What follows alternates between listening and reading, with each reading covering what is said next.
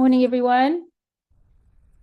Thank you for joining us. For those who don't know me, I'm Dr. Liesl Roome. I'm just going to put my video on here. Sorry.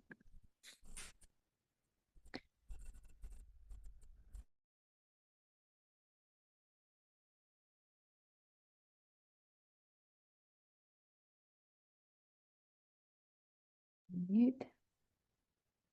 There we go. Can everyone hear me? I hope so. You can wave a hand, or if you don't want to put your video on, that's also fine. Okay, so let me just start. Yes, I can hear clearly. Okay, awesome. All right, so welcome everyone. For those who don't know me, I'm Dr. Liesl Roome. I'm the medical director of the myoClinic and creator of the myoMassage app. And again, thanks to everyone who's joined. We've got people from all over online. Before we start, I just want to quickly go over how the question and answer will work, because we have quite a large group of people. So we can make sure everyone has a chance to ask something if you had a burning question. So if you'd like to ask a question, please use the raise hand feature in Zoom. You'll see on the bottom of your screen under where where the little boxes are, you'll see little icons. And so just to use that to raise your hand, and their names will be lined up in order, and we'll call upon people one at a time. And then to try and help accommodate everyone, please keep your questions to about 1 minute. And I'll also try and keep my answers to about 1 minute each. For those of you who are patients at the myoClinic, if there was an additional question, please feel free to just reply to the email that you get for your appointment reminders. You can send me questions through there and I can try and answer. And in the app, we have a community where people can also ask questions if you're on the subscription. Everyone's microphone will stay muted unless it's your turn to speak. And this is really just an informational session. So I can give general guidance and direction, but I can't diagnose or provide personal medical treatment during this call, obviously. And all right, so let's get started. If you'd like to ask a question, go ahead and raise your hand, and then we can start lining up the questions. I know there's a group of you who are here just out of curiosity and wanting to listen, so that's also fine. I'm just going to see here. All right.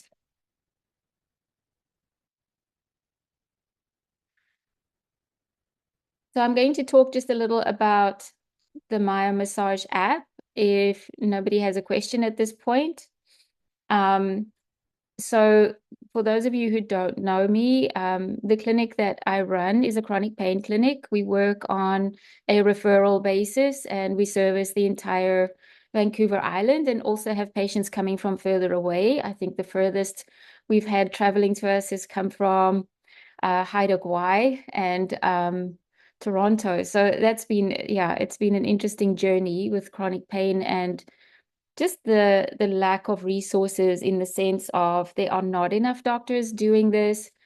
We are trying to train as many people as we can. We have a workshop this weekend for level 4 in myoactivation. So I'm going to Vancouver today to do that. We've trained 500 physicians so far in the last 8 years, which I'm also amazed at. And the objective of that is to have family practitioners and nurse practitioners be able to do myo in their practice and not refer people out. And if you could imagine a world where if you went in and you said, I had a headache, and somebody could treat you immediately and not refer you out, and now you're waiting 3-4 months for that appointment. So we're on that journey to training people, but obviously this is a new methodology. It's been around for 16 years now. And in medicine, that's an embryonic stage of a new method. So this is a journey. The myoMassage app came about because our patient population had grown. We've got a patient population now of around 12,000 people. And so to try and maintain that many people who re-injure things, play pickleball, do gardening, shovel snow, is quite a challenge. And So the thought process was around how can people, if this method works for them, how can they maintain themselves at home, figure out where they've gotten strained and hurt, and then be able to treat themselves at home. My son is a hockey player, or was a hockey player during his teenage years, and obviously wouldn't let me needle him. But I found that manual therapy could actually release things that had gotten strained pretty quickly, and a massage gun causes the same reflex to fire that we make use of in the clinic by trigger point injections. That quick stretch in the muscle that you get with percussive massage, if the amplitude of the vibration is over 10 millimeters, also causes that spinal reflex to fire that we harness in the clinic. So it's a really easy way of being able to sort something out at home. The massage guns are priced that I've been utilizing here somewhere up around the $100 mark. So it doesn't need to be something that people can't afford. You do get expensive ones. So the cost efficiency is there. If you look at physio appointments and massage appointments, chiropractic, the cost of this is about one of those visits, and then a person has it at home. So the long-term affordability is really good. And then if one catches things early with these guns, you can really reduce pain and get things to back off before they spiral. When muscles have got strained over a few days, then that constant tension causes an inflammatory process in the fascial system. It causes thickening, and then you sit with a problem that gets bigger and bigger over time. And especially if you've had chronic myofascial pain issues. So I'm just going to, there we go. So welcome to those who've just joined. Yeah, so the app was then created with the view to provide people with a way to use the tests that we use. There's about 67 tests in the app for each body area. The idea is not that one goes onto the app and tries to do all of the body's tests in one evening.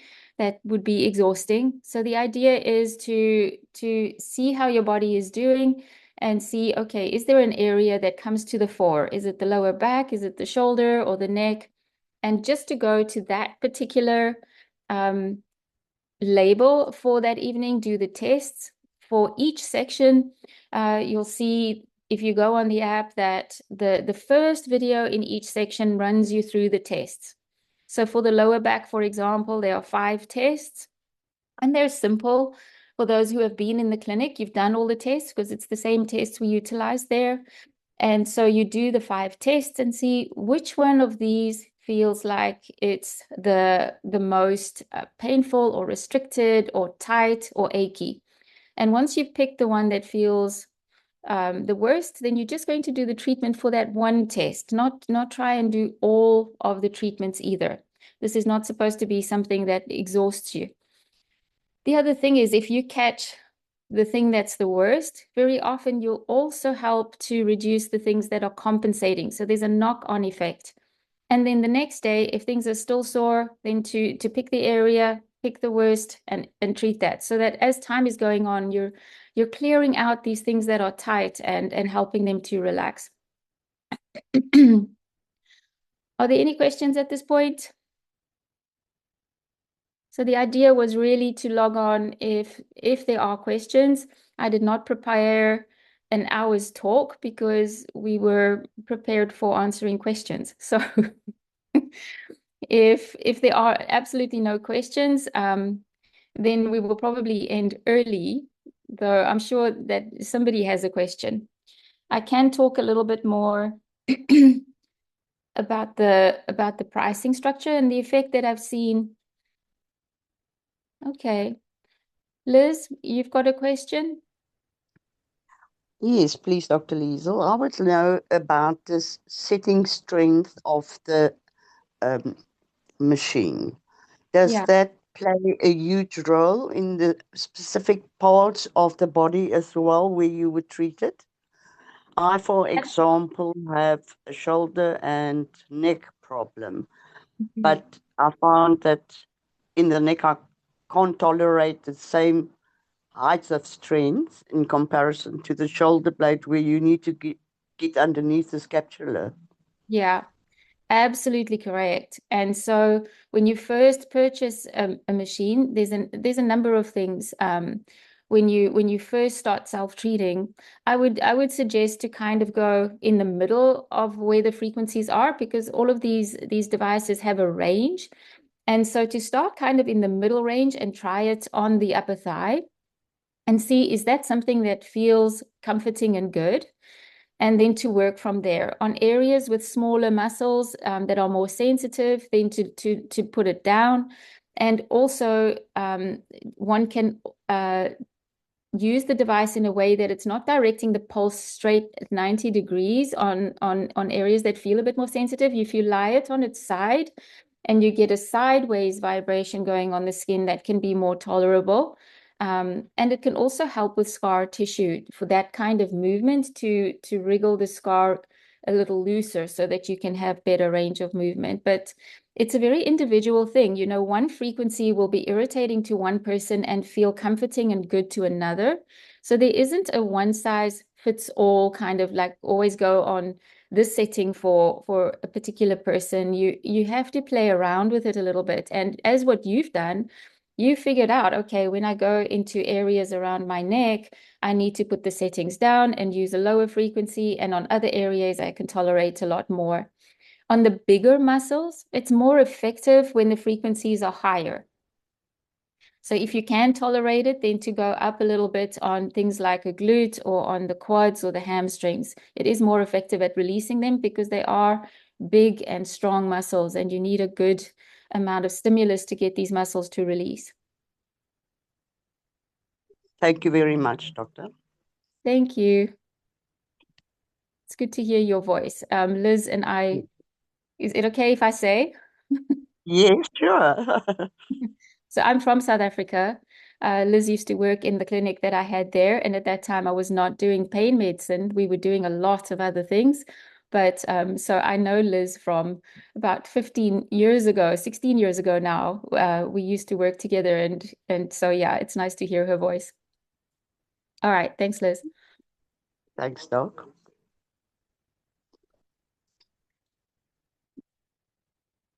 Jackie, I see you've raised a hand. Can I?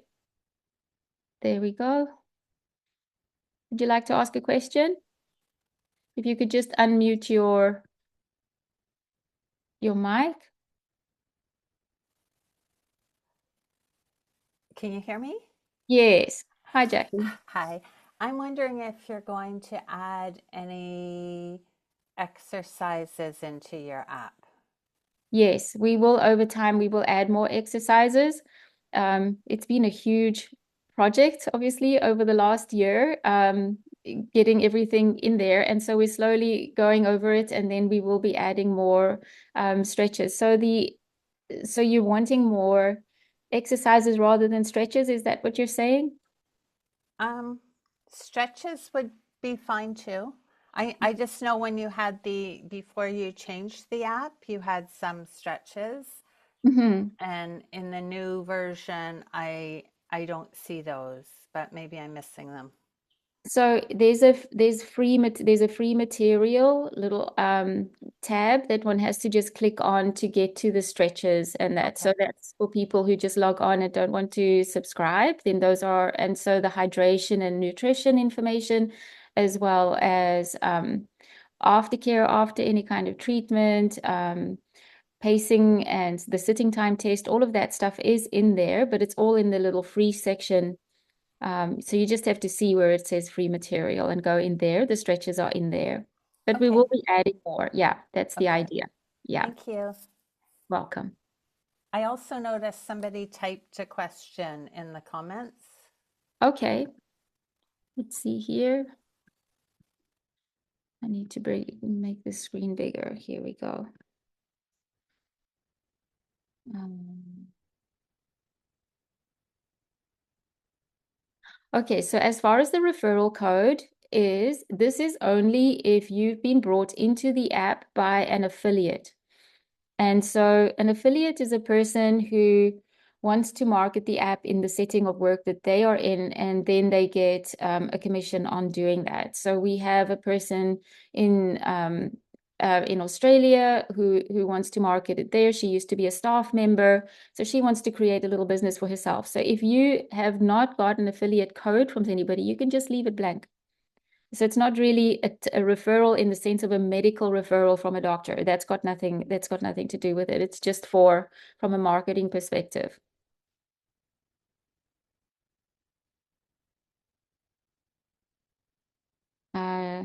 Should the gun be used on bare skin or through clothing? You can do either or. I prefer always using that foamy ball bit.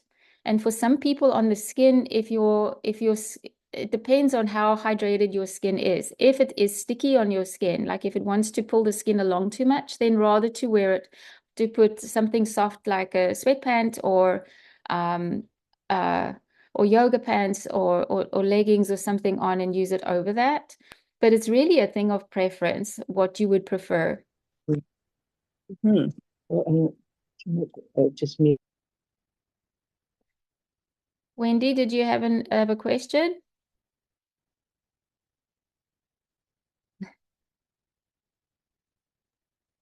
I have a follow-up question, Dr. Roome, if that's okay. So once you are working with the fascia and hopefully it's starting to heal or stretch or whatever fascia does, what would be next steps for healing? Because like if the muscles are weakened underneath or perhaps you've been using not healthy body mechanics and movement, like what would be the next steps on a healing journey? So that's also a huge spectrum because it's not an easy thing to answer. So for somebody who has movement impairments using a walker, for example, that would look different from a 20-year-old who is pretty athletic. So this is something that the next steps, once things have released and you're feeling good and you're pretty symmetrical, you want to start strengthening. And so for an individual then to choose the activities you enjoy doing, because it doesn't help me saying, okay, you need to go kayaking and you're scared of water, for example. One has to individually say, okay, I want to do Pilates, or I want to do whatever it is. I want to start running. Whatever it is that one wants to do, to start slowly with small little testers, with things like yoga, Pilates, Tai Chi, all of these exercises that we enjoy doing, dancing, to start maybe with YouTube and just doing a little bit at home for 10 to 15 minutes and trying it out and seeing how you feel after. And if it feels good the next day, okay, a little bit more. Once you're comfortably doing about 45 to 50 minutes at home and you're not feeling strained and sore the next day, then one can look for a class or a group or something that is doing this kind of activity. If you initially go to a group like Pilates or dance or yoga and it's pretty intense, then you're under pressure to perform in this environment and to avoid embarrassment, or if the competitiveness takes over and you want to do your thing in the class, then you can end up hurting yourself and setting yourself back. So I would really suggest starting some things at home until you've built up a bit of stamina. And then once you can see, okay, I can manage a class, then to start joining the classes. Swimming is often for a lot of people something that can strengthen them without a whole lot of strain, but also just to start slowly. Water is 700 times more dense than air. So to remember that even if you're swimming and your body feels lighter, you're still working against a lot of resistance, and that can also create strain and tiredness. So not to just go and say, okay, I'm going to do 60 lengths on your first swim after you've been under the weather or practically debilitated from pain for a few months. You've lost strength. So one always needs to start slow. To also bear in mind, we have an idea in our mind about how much we can do because of past experience. So in the past, if we went to a dance class and we happily got through an hour and then had an injury and that got us out of it for a few months, then we think, okay, I'm just going to go back to my dance class. And it's often too much. And that's what brings people back into the clinic, is that they've now strained things and now it sets you back again. So always this stepwise incremental increase to get back to these things, especially when it's been a few months that you had to take off of it. Cindy asked a question. I've yet to find a chair that I can sit comfortably on for any period of time. but you can't stay standing all day, of course. So yeah, that can be really difficult. I also can't recommend a particular chair for any one person, the same as pillows and mattresses. You know, one has to keep playing around with it. If I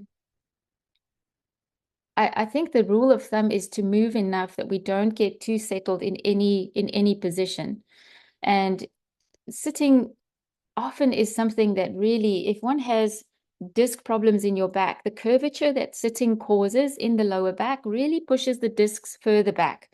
So for many people's bodies who've had those kind of injuries, any kind of sitting for 20, 30 minutes starts to make these discs migrate further back and cause more and more pressure.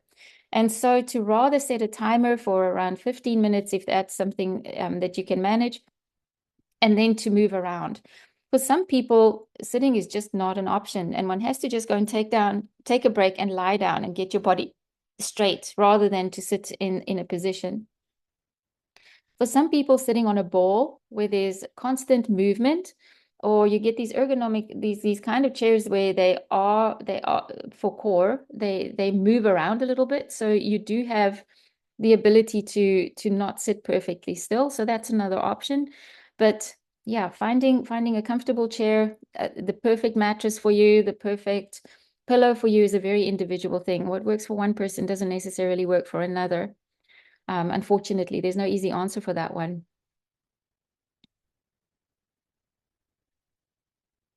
Cindy, does that answer your question? You can just use the comment box or you can unmute. Okay. Yes, thank you. Hi.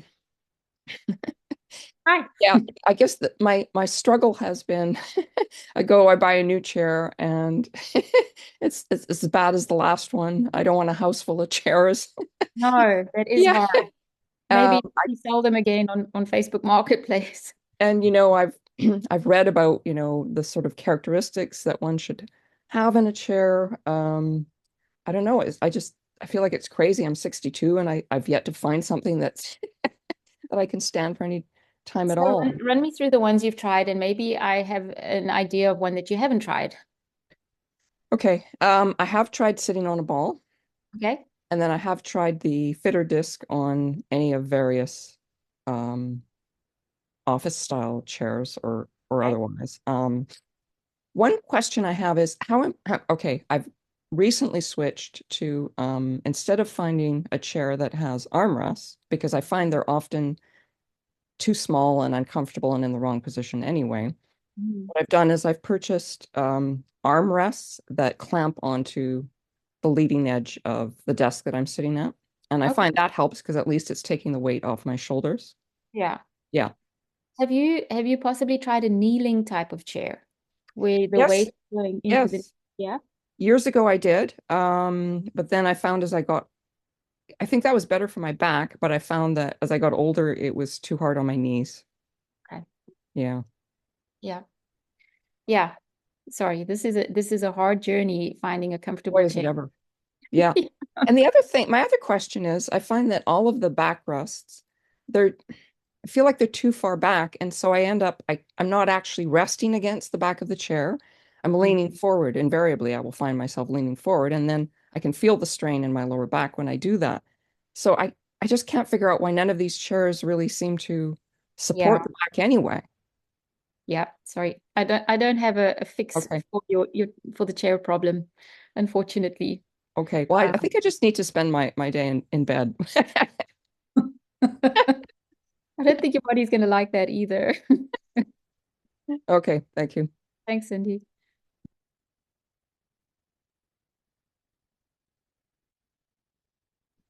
All right. Hello, Any, can I ask a question? of course. I'm just wondering what you think about using the compression gun for neuropathy, for the pain particularly in feet from that. Yeah. So the same as with needles, neuropathy has a number of causes, and I've learned to not just make assumptions about whether one can improve something or not until you've tried. And so with neuropathy, one of the mechanisms that can happen is if the muscles are too tight, where the nerve is passing through those muscles, it gets clamped and the blood supply to that little nerve gets cut off. And what I found with the needling is sometimes I've not had a huge expectation of getting a huge improvement. And yet when we've released things where they were tight, suddenly sensation comes back, and it comes back suddenly, which means it's not inherently a nerve damage problem. It's actually a nerve blood supply problem. The nerve is still intact and functional, and if it gets blood supply, it can work. So with the gun, if you can also release the muscle, theoretically, you should also get some improvement if that's what's happening. If it is inherently a nerve problem, like with diabetes and there's been actual nerve damage, then that's something different. But it's worth a try, and you can't hurt it more through massaging it. What one would do is look for the highest point where sensation feels fairly normal and massage around that area so that you're kind of just above the area where the neuropathy starts, and just see, can you find in that whole area of the leg, if it's in the leg, or in the arm, if it's in the arm, in that whole area where sensation is kind of already normal and then the neuropathy starts underneath that border. See if one can release the musculature around that area, and then see, does it change the sensation? Obviously, if you've given it a couple of goes and it doesn't change the sensation, I wouldn't just keep going at it. But if you get a small change, then I would do it 2-3 times a week and see, can one get a better and better release through the musculature, that these little tiny nerves can get good blood flow and actually function better. So I wouldn't write it off. I would give it a try. Okay, thank you very much. I've been using the Dr. Ho thing, and I haven't really used the compression gun on the feet, and I was just wondering whether that might be something that I should add to it as well. So from what level? So the Dr. Hose is really good, and we've had some patients come and report back nice changes with those. That's obviously not my field, Yes. but it does stimulate the circulation. And if circulation improvement has helped the neuropathy, then possibly getting muscles release can also help in that person. Thank you. What is the level for you where you feel the change start taking? Is it above the ankle? Is it like in the foot itself?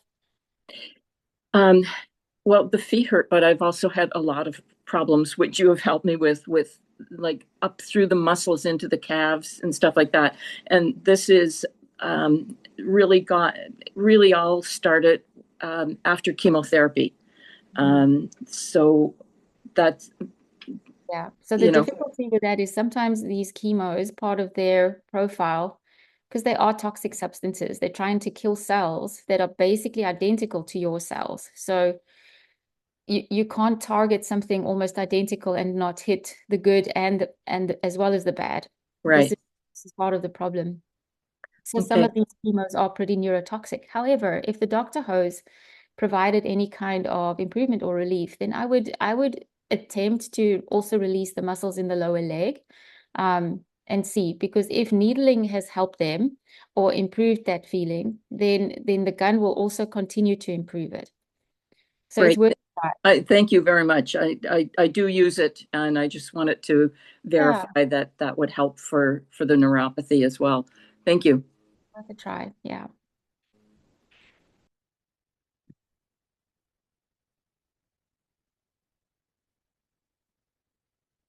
Awesome. In the comments, can you make a comment on which area of your body you are most concerned about, and then maybe we can chat a little about that area. If I could see what if there's a consensus or an area that a few of you are concerned about, then we can maybe address that. There are a lot of these guns on the market currently. It is a huge industry. There's a number of downsides to it, that some of them don't have the right vibration amplitude. So if you've got a device with a very fine vibration that really just is a buzz on the skin, that's not going to produce a tendon reflex. So just to bear in mind, this might we had a patient bring a an interesting device into the practice and ask if that would help. And can she use that for it? And so not every device that has a vibration function is going to release musculature. Some of the old thumpers are actually pretty good. And they have a long handle, though the long handle can also be something that's awkward when you're trying to do something on the traps or on your legs. Then to hold this big long handle can be difficult. I find that the 90-degree angled ones with a 6 to 8 inch long handle is really useful. If you put your hand right on the bottom of that handle, you can get nicely around your shoulder blades. And if you turn it, remember to turn it upside down if you're trying to work on your back. I'm going to take a look at some of these areas. So we have knee on the lateral side, neck and left shoulder, lower back, legs, neck and traps, neck and lower back. Okay. So with the neck, one does have to be mindful and careful. This area in the front of the neck, so one gets this big muscle that goes from the ear down to the sternum. It's a diagonal muscle that you can usually see lifts in quite a lot of people when they turn their head. In front of that muscle, you have a lot of, and just underneath it, you have a lot of arterial structures, and these structures are taking blood straight up into the head. And for anyone who is over 30, and even some people who genetically have problems with cholesterol plaques, even younger, if you jiggle this area around, theoretically, it could have a risk of jiggling a little plaque loose in the artery and creating a problem in the brain. So to avoid these areas right in the front and the side of the neck, working on the back of the neck in this area and over the traps is much lower risk. For these areas, and if you want this sternocleidomastoid is the name of this muscle, to release that, it's better to pinch it and lift it. If you turn your head to the side. So this muscle often will pull the head forward and create a lot of stress for the neck muscles and the muscles behind. So one does want to get the tension off the front of the neck, but then it's better to stretch it, to use your fingers. We also have a thing called a T-shaped roller. And so one can look that up, and those are quite easy to get on Amazon. They're low cost, and they've got 2 little balls and a handle, and that also massages the tissues. And that's quite easy to roll over these tissues without it causing too much jiggling and risk to causing something shooting free. So just to be mindful with the neck area. I know this can be really irritating to have something that's so tight. And the other area to check when the neck is really struggling is it's the area in the pecs in the front, because of how that pulls the whole structure of the head and the neck forward. And then the muscles in the back are straining and struggling. You don't really always feel the pec muscles struggling. You feel more the product of that extra tension in the back. And so to address that, and the guns are really effective at releasing the area in front of the chest. People who have asthma and COPD can also benefit from that, because these muscles also tighten with coughing. They get strained, and then they put pressure on the chest and don't allow you to take a good full breath. So releasing this area can not only bring the head back up, but also help you to breathe better and feel easier. Then we have someone asking about large muscles in the legs, cramping and pain. Cramping is something that can be more electrolyte based. So to make sure that your magnesium levels and calcium levels are good, taking a bit of magnesium, and there's 8 kinds of magnesium. So you want to have the right one, because you don't just want diarrhea, you want muscular effects. So the one you want to look for that is magnesium bisglycinate. And to take it about half an hour before bed can, for some people, help to reduce that cramping and that muscle instability. For some people, if you're on blood pressure medications, and because of the salt reduction that happens, that sodium chloride pump in the muscle could be something that just as you fall asleep, you get a big shift in these electron or these electrolyte pumps, and then you can find that the cramping starts. So a tiny pinch of salt under the tongue can sometimes halt those kind of cramps. Little things we can try. We've got a broad spectrum of reasons for why things cramp. Sometimes overuse, if you've been doing something in the day that was repetitive or even sitting too long, then loosening up the muscles in the lower leg with the gun can help to reduce the amount of cramping through the night, to try and get those muscles just a little released and softer. Hopefully that was helpful. Yeah, we've spoken about the necks and traps a bit. One thing, if it's one-sided, if with the neck and the trap, is also a tension line that runs into the abdominal wall. And so to feel and see which is the point along here where it feels the most tight. Is it really close to the neck? Is it kind of in the middle, or is it further out that you feel the biggest knot or tightness in this upper area?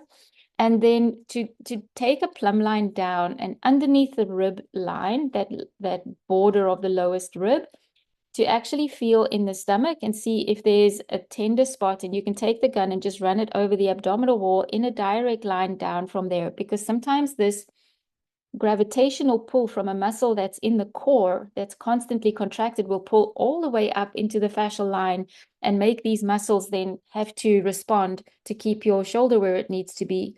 And then you get this tug of war between the two. So sometimes to help this, if it's a constant achy feeling, is to come into the abdominal wall and release that. Often the same spot will be something that's irritating the back. And so you can help to find where it is. If you find the line going down and then feel where the spot is in your back that is achy and sore, and then 180 degrees, like directly in front of that spot in the line where it's coming from in the trap. So you're kind of going down the plumb line in the front and then being able to see from the back, okay, this is the level at which I need to treat, and to look there for a spot that feels tender and to treat that. Then it can often help the back and the neck, and it's great when both of those can feel better. Neck and lower back, I do have a massage gun. What I see in practice often when the neck and the lower back are hurting is that the body has too much tension in the front.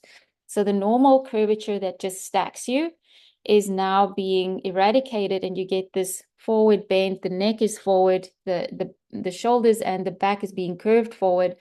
And that kind of look often is this tension line in the front from the jaw down the sternum and into the abdominal wall. And you want to get along that line. And the area to treat then would be from the biggest muscles in that whole line, and that would be the core musculature. So to aim there with the gun and just to run up and down them and across them and see, can one get that to lengthen so that the chest can lift and the neck can come back into position and the back can be straighter. In the free section of the app, there's also a nice pec stretch in the corner. The pec muscle is like a big fan. And so it has three different directions, main directions, like it's got a graded direction, but there's three major ones that you can target. So if you're in the corner with both your arms and you can lean into it, the first angle is up here, and that really stretches the lower line of the pec. And then if you have the arms at shoulder height, it kind of goes just underneath the chest tissue. And if you get the arm down, it stretches this upper area. So it's three different angles that you can stretch across the pecs if you just kind of sink into the corner. Don't force it. Don't ever try and force the muscles into a stretch that they're not ready for, because you'll get rebound contraction happening, and that's the opposite of really what you want. With knees, especially on the side of the knee, very often the opposing muscle is the one creating a lot of that. But in the app, you'll see that there's a number of areas we treat for the knee. If the, say now, the area that you feel on the outside of the knee, to put your finger on that, and then the opposite area on the inside of the leg, to put pressure on both of those, and then see which one of these feels the most tender. Very often you'll feel that the inside is the tighter and more tender one. But the one that is complaining, or the area that is complaining, is the outside, because now that knee is being pulled out of an ergonomic area. So then to treat the opposing area very often gives you more benefit than just going after the area that hurts. And so in the limbs and in, so that's the legs and the arms, you get this 180-degree effect where one thing is tight and the other side is the one complaining. And you see this on the abdomen and on the back too. When the abdomen is too tight with core musculature, then the back is the one that is straining. All right, I think we've worked through most of these. Any creams, rubs would be best to use when heat, when cold? Very good question. So in South Africa, I think you have access to different creams than what we have here. Capsaicin has been really helpful for some people. However, you have to be really careful about washing your hands after putting that on, because it does generate a lot of heat and you don't want that in your eyes or other sensitive areas. But it does really help with inflammation and sensation. When there are topical preparations like diclofenac. You can get them compounded by the pharmacy at 10%. And for some people, that's really helpful to get the inflammatory process in an area down if an area has gotten inflamed. So this is not really my area of speciality. I've prescribed these things in the past. It's like a Band-Aid. You know, you're trying to just create a different sensation. And when I had severe back pain, these icy hot kind of preparations can just help to distract the brain enough from the pain that you can fall asleep. So it is a little bridge and a help until you can get resolution of the problem, but it doesn't really solve the problem. So I've moved away from trying to push these kind of agents, and you know, it's a help in the time when you're in 7, 8, and 9 pain, but it really isn't a solution to the real problem. When heat and when cold is a good question. And some people will gravitate to one or the other. When an area is feeling inflamed or bruised, then cold and ice can really help with that, reducing swelling, getting inflammation down. Then ice packs can be really, really helpful. Heat is great when things are stiff and achy. It really helps to loosen up the fascia and it gets more circulation in the area. When something is inflamed, you don't really want more circulation in the area. It's already congested from all the circulation. So it can be important to decide which one you're going to use, and you might want to use heat on one area and cold on another, depending on what's happening in those areas. Also, not to use enough cold that you start to feel cold, because if your body starts to shiver, then that contraction in the musculature will tighten you up, and you really don't want that when things are sore. Heat is hugely helpful and comforting to the body. However, one has to be careful about how hot and how long. When you start seeing mottling on the skin, that means you are slowly cooking yourself. You're getting to that medium rare stage, and it takes about 2 years to get that mottling to go away because of the hyperpigmentation in the skin. So if there's an area on your back that you're always putting a heating pad on, make it the effort to use 2 mirrors and turn around and see that you're not getting skin changes, because if you are, then you need to put another layer in between you and the heat, or not to go on it for so long, or reduce the intensity a little bit. The electric heating pads can get very, very hot. A kind of heat that is more effective is infrared heat. And these mats are unfortunately still quite expensive. Most of them have amethyst or jade crystals in them. There's 2 brands that I know of, Healthy Wave and Biomat. And they create a wave form of heat. So it doesn't burn you or cause these skin changes.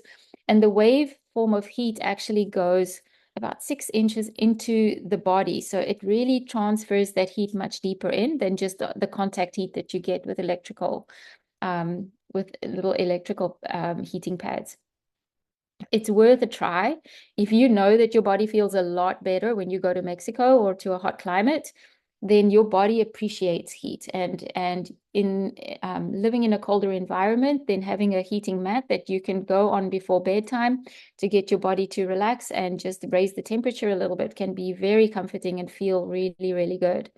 It has a lot of healing properties and anti-inflammatory properties, this infrared type of heat.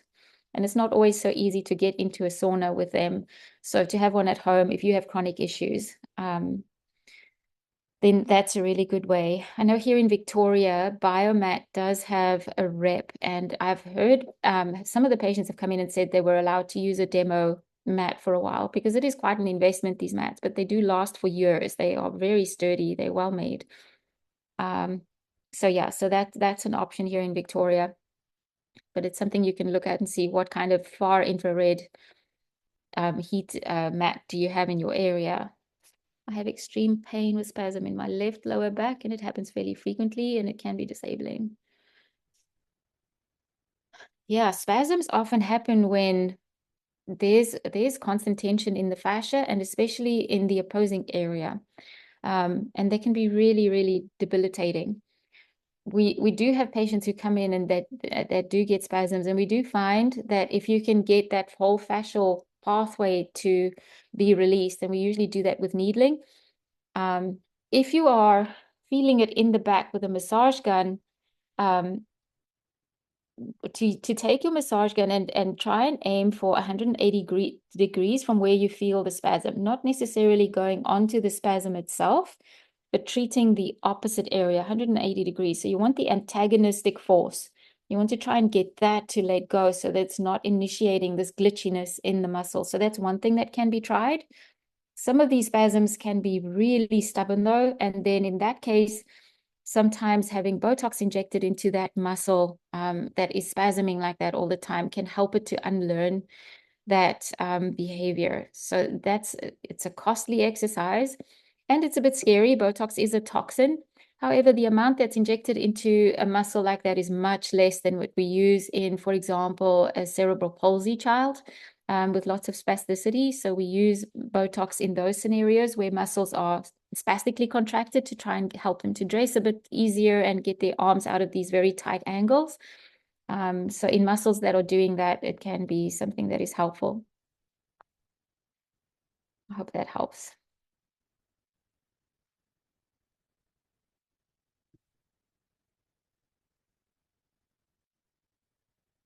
All right. Any other quick questions coming up? We're nearing the end of our session. I want to say thank you for bringing those questions, because it's been a spectrum of different things we've discussed. Obviously,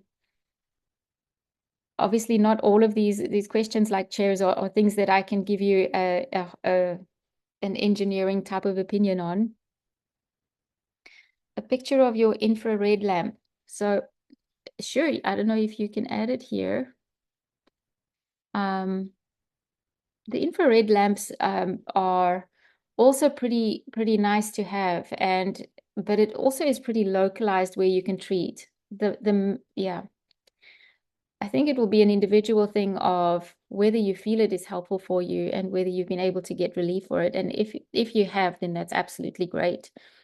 I do think that the mat that you can lie on so that your whole body can get some is great. Yeah, thank you all for joining. That was amazing. I'm going to just any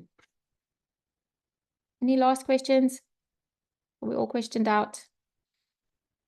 Just quickly, I put it in the chat, but it's everyone's thanking you, and thank you as well.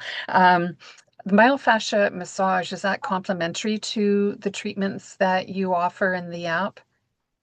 Absolutely, because in the app, you're going to be targeting pretty discrete, palpable points that feel tight, and one can run over an area, which is great. And then you'll be focusing on these areas that are palpably tender and tight. But with myofascial massage, like Rolfing, they do big sections of the muscle and release them. So once you've released discrete points that are kind of knotty, they can get deeper and they can be more effective. So it really is a good synergy with doing that.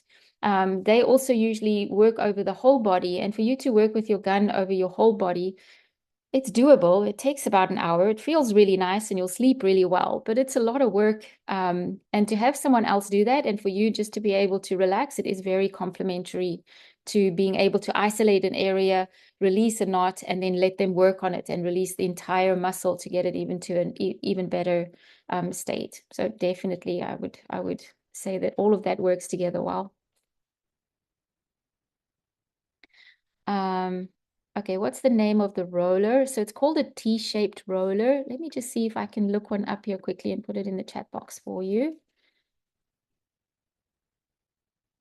They have an interesting look. Let me just here. Let me just see the one that I found pretty effective.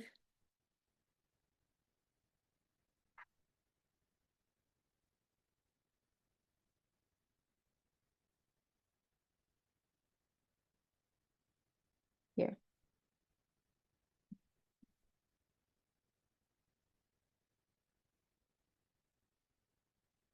Let's just see if I can paste that in here. Okay, so I've pasted it in there. So you see the long one with the two balls. Unfortunately, that's how it looks.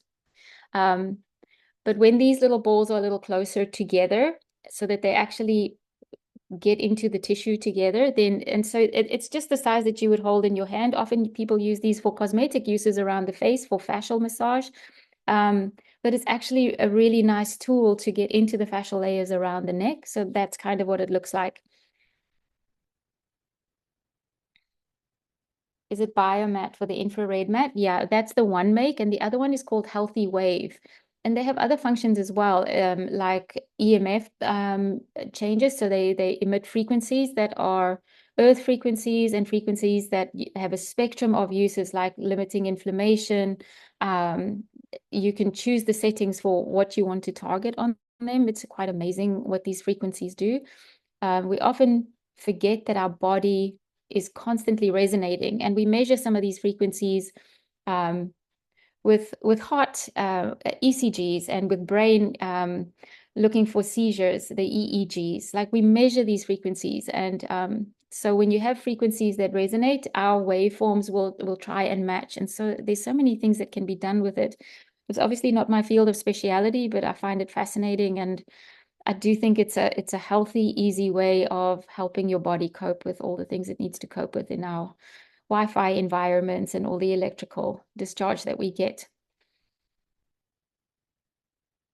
Oh, thank you, Diane. Thank you so much for that. Yeah, I've had really good experiences with Biomat and patients going to Biomat. They've always come back with good reports on how the customer service worked. So that's great. All right, everybody, I'm going to be ending off now. And yeah, I want to thank you all for joining and for all of your questions. I know chronic pain can be really frustrating and confusing and exhausting, and especially when things keep coming back. This is life. We constantly have to deal with different things. And my hope is that today that it helped you and it started you thinking about your body a little differently and helped you better understand that pain is often connected to tension patterns and posture habits, movement, and overload through the body. If you'd like to continue learning and testing movements, then you can do everything with that inside the myoMassage app, link to our website. And thank you for spending your time with me today. Have a great day, and I appreciate all of you.